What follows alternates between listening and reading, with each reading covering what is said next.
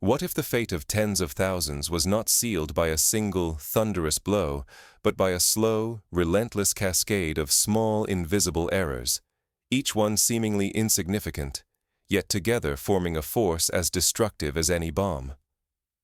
At first glance, the collapse of Ukraine's strongest military formation at Kramatorsk looked sudden, almost inexplicable, a shocking rout that appeared to have erupted out of nowhere.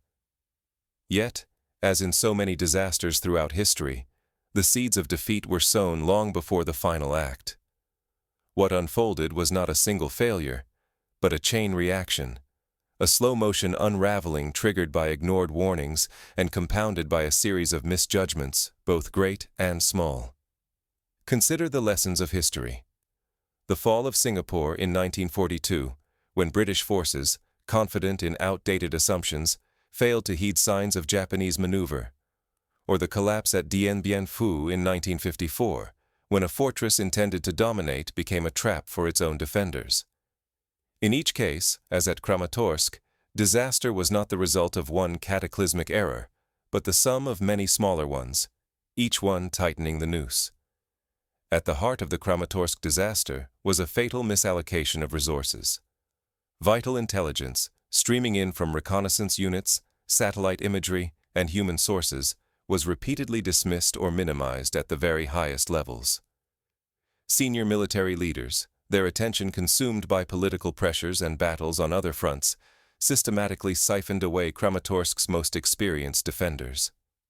The flanks, once thick with elite mechanized and airborne brigades, were left dangerously thin. To understand the gravity of this, imagine if, during the Second World War's Battle of Kursk, the Soviet command had withdrawn their best tank units days before the German assault. The resulting gap would have been catastrophic. In modern Ukraine, the best-equipped and battle-hardened units were transferred to distant theaters, leaving behind, in their place, hastily assembled, untested, and poorly equipped territorial defense battalions. These units, courageous, but lacking the training and heavy armor essential to withstand modern assault, were now asked to perform the impossible. As this reshuffling continued, Russian military strategists displayed a patience reminiscent of the German generals before the Ardennes offensive in 1944. They did not rely solely on brute force.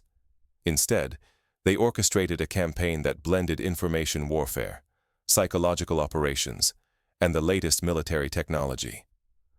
Rather than a headlong charge, it was a campaign of multi-domain dominance, a careful exploitation of every gap and oversight that Ukrainian missteps had created.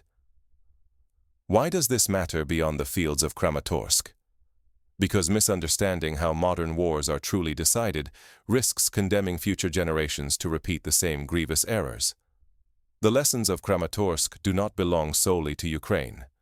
They are a clarion warning to any nation facing a relentless and adaptive foe.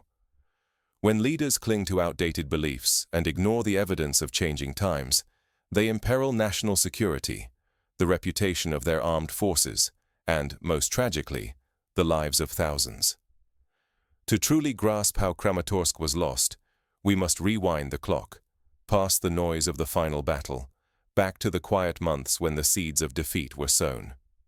This is a story that begins not with gunfire, but with ignored alerts, fatal choices, and a gradual, invisible accumulation of risk. Disasters in warfare are rarely born of a single error. More often, they are woven from a tapestry of overlooked warnings and repeated misjudgments, each thread tightening the snare. In the months before the battle, Ukraine's high command made a series of critical decisions. Throughout the summer and autumn of 2025, elite brigades, their mettle forged in years of combat and equipped with advanced weaponry, were steadily withdrawn from Kramatorsk.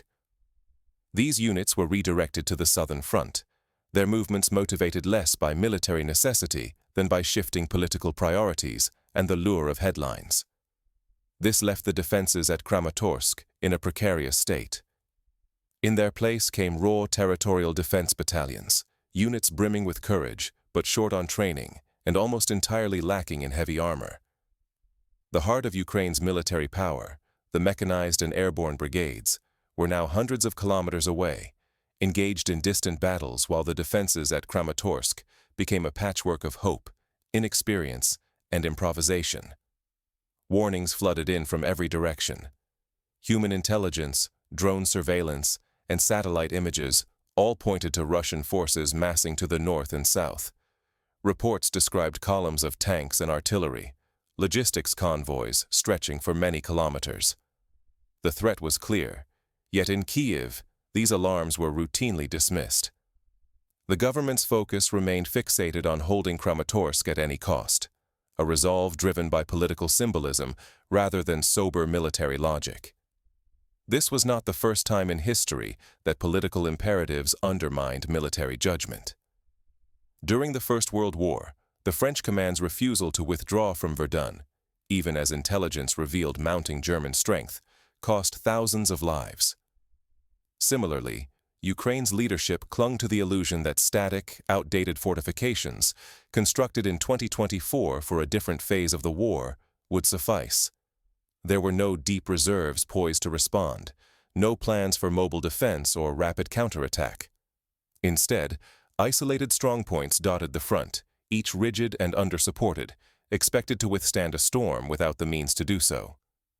This blindness to the evolving threat was fatal. Each ignored warning, each misallocated brigade, drew disaster closer. In modern warfare, the price of failing to adapt or heed intelligence is not only defeat in battle, it is the destruction of entire armies. The gradual erosion of experienced units and the disregard for mounting evidence set the stage for catastrophe. When the Russian offensive came, it was not a surprise attack, but the inevitable conclusion of a long chain of preventable mistakes. What follows is not simply a chronicle of combat, but a stark reminder that strategy, when it fails, is paid for in the blood of those on the ground. Let us examine in detail the sequence of events that turned a fortress into a trap. In the early hours of the Russian assault, the consequences of earlier decisions became brutally apparent. The attack did not come as a thunderous, reckless charge, but as the cold, calculated unraveling of defenses. Before dawn, an unnatural silence lay over the plains. Then, with sudden violence, Russian forces launched their attack. Rather than relying on sheer numbers, they employed coordinated barrages of artillery and air power, each strike guided by real-time intelligence and precision-guided munitions. These weapons struck command posts, supply depots, and frontline trenches with surgical accuracy. For the first time, thermobaric systems, long the subject of grim rumors, were unleashed at scale against Ukrainian strongpoints. The rolling explosions consumed not only fuel and ammunition, but also the defenders' will to resist. Survivors were left dazed, isolated, and demoralized. This was not warfare as the world had known it in previous decades. Russian engineers, drawing on live data from drones, identified the seams where exhausted or undertrained Ukrainian units met. Assault teams exploited these microgaps, breaching minefields and fortifications with alarming speed. Armored columns surged through these ruptures, advancing deep behind the original front before defenders could react. Above, swarms of Russian drones maintained constant surveillance. Every movement was tracked. Ukrainian supply lines, north and south, were severed without warning or visible enemy contact. Some battalions simply disappeared from the battlefield, starved of ammunition and orders, surrounded before they even realized they were in danger. Desperate Ukrainian commanders cobbled together counterattacks from dwindling reserves. Yet, these formations were detected before they left their staging grounds.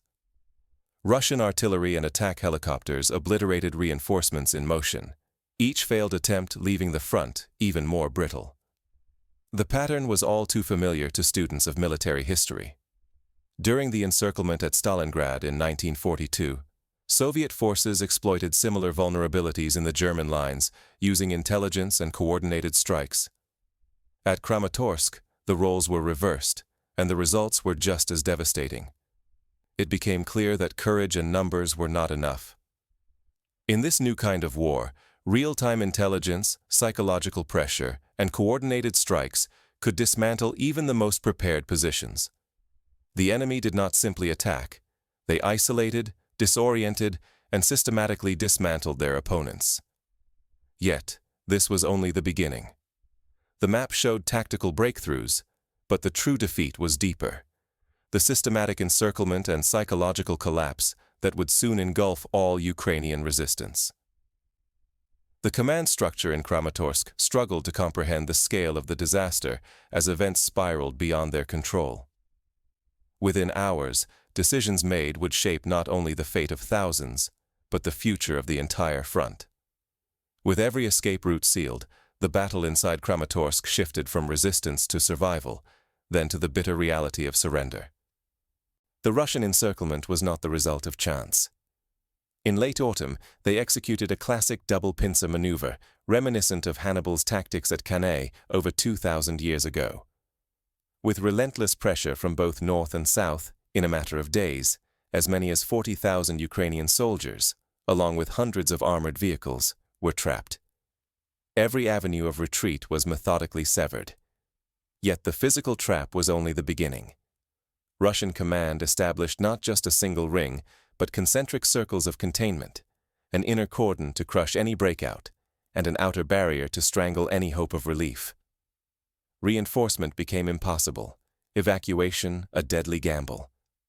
Inside the tightening cauldron, nowhere was safe. Russian artillery hammered Ukrainian positions relentlessly, while attack aircraft prowled the skies, striking at any sign of movement. Above, reconnaissance drones scanned ceaselessly, their feeds directing terrifyingly accurate barrages. The psychological toll mounted with every hour, the sense of being watched and hunted inescapable. Then, Russian electronic warfare teams escalated the pressure. All radio and digital communications were jammed or hijacked. Ukrainian units found themselves unable to reach their commanders, neighboring platoons, or even their families. Each position became a lonely island, isolated, blind, and increasingly desperate. Morale, already battered, began to collapse. Some groups attempted reckless breakouts, only to be destroyed by concentrated fire or trapped in minefields. Panic spread. What began as organized defense dissolved into disarray, then surrender. Mass capitulations rippled across the pocket as the grim reality set in. No help would come. The disaster at Kramatorsk quickly cascaded beyond its borders. As Ukraine's strongest force was shattered, hundreds of kilometers of front line began to collapse. Reserves were exhausted, heavy equipment lost or abandoned. Defensive positions fell in rapid succession, and the entire southern theater unraveled before the advancing Russian tide. Command and control disintegrated. Ukraine suffered not just a defeat, but a strategic catastrophe, one that shattered battlefield cohesion and national morale. The reputational blow was immense, eroding confidence at home and support abroad. This was not simply the loss of ground, it threatened the very future of organized resistance.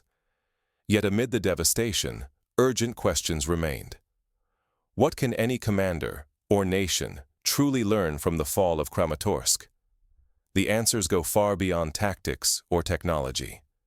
They reveal the invisible architecture of victory and defeat in modern warfare. Real power in today's wars lies not only in visible strength, but in the unseen vulnerabilities we ignore at our peril. The defeat at Kramatorsk was not simply a failure of courage or firepower. It was the fatal result of blindness to the true nature of modern conflict.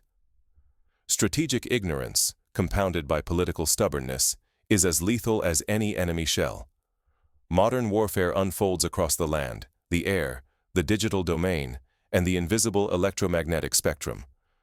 To neglect even one of these is to invite disaster. At Kramatorsk, Ukrainian commanders clung to outdated doctrines and static lines. Their best units paid the price. Bravery could do little when positions were quietly exposed, and intelligence warnings, clear as daylight, were brushed aside.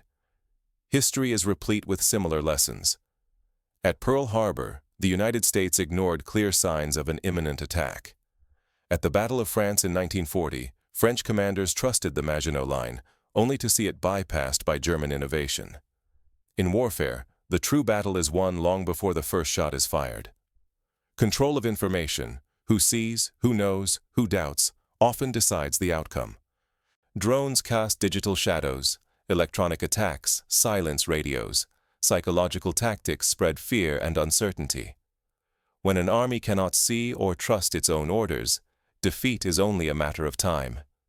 Victory in the 21st century demands unity across all domains: air, land, cyber, and psychological. The failure to integrate these left Kramatorsk's defenders cut off and alone, long before the final assault began. In this new era, combined arms means combined realities, where every signal, every drone, every rumor can weigh as much as guns and shells. The harshest lesson from Kramatorsk is this: complacency kills. The greatest threat is not the enemy's newest weapon, but your own refusal to change. Tactics that brought victory yesterday can become death traps today. Overconfidence and routine are the silent architects of disaster. To ignore these truths is to risk everything, not just battles, but the survival of the nation. The price is paid not only in ground and soldiers, but in the very future of the state. Yet in the aftermath, the echoes of Kramatorsk forced a reckoning. Commanders, politicians, and ordinary citizens could no longer deny that survival demanded transformation. Kramatorsk was not only a tragedy, it was a signal flare against the night. In late autumn of 2025, the world witnessed not a sudden collapse, but the culmination of years of overlooked warnings and misjudged decisions. The seeds of defeat were sown long before the first shell exploded, nurtured by invisible forces: information, perception, and the will to act, or hesitate. The lesson is vivid and urgent. In the 21st century, victory is granted not by sheer bravery or superior arms alone, but to those who see the battlefield as a web of psychology and technology, where every move is shaped by data, belief, and narrative. Ukraine's strongest army group was not destroyed by encirclement alone. It was undone by leaders who looked away from danger signals, misplaced their forces, and failed to grasp the new dimensions of war. Kramatorsk's fall is a warning to every nation and every leader. When urgent intelligence is ignored, when image is prized above substance, when positions are held for pride instead of strategy, disaster grows quietly in the darkness. Outdated defenses and rigid thinking count for little against an adversary who commands information and adapts quickly. Modern conflict begins long before the first bullet is fired. It takes root in the silent drift of satellites, in the murmur of intercepted transmissions, in the morale of fighters, and in the narratives broadcast through every screen. Technology multiplies more than destruction. It multiplies confusion, fear, and hesitation. The side that controls the flow of information and sculpts perception holds the true upper hand. This is not only a lesson for generals or politicians. For citizens and leaders alike, the stakes could not be higher. Grasping these new rules is not a privilege. It is an imperative for anyone who values national security or the future itself. To ignore these principles is to invite not only defeat, but collapse, military, political, and societal. Every missed warning, every poor decision, every lapse in awareness brings the next disaster closer. Kramatorsk is not a distant episode. It is a mirror, reflecting how the face of battle has changed in our time. The next decisive conflict may be won or lost before the first bullet is fired, claimed by those who master or misjudge the invisible forces now shaping every contest. To prevent repetition of such disasters, what practical steps can leaders, soldiers, and nations take? The answer begins with humility and a willingness to learn. First, cultivate a culture of listening. In every major defeat, from Pearl Harbor to Kramatorsk, warnings were present, but ignored. Establish robust channels for intelligence to reach decision-makers and empower analysts to challenge assumptions. Encourage a climate where inconvenient truths are aired, not suppressed. Second, invest in adaptability. History rewards those who innovate in the face of new threats.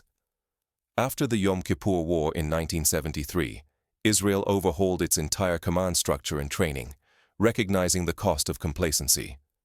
Today, armies must blend traditional arms with cyber capabilities, psychological operations, and rapid response units.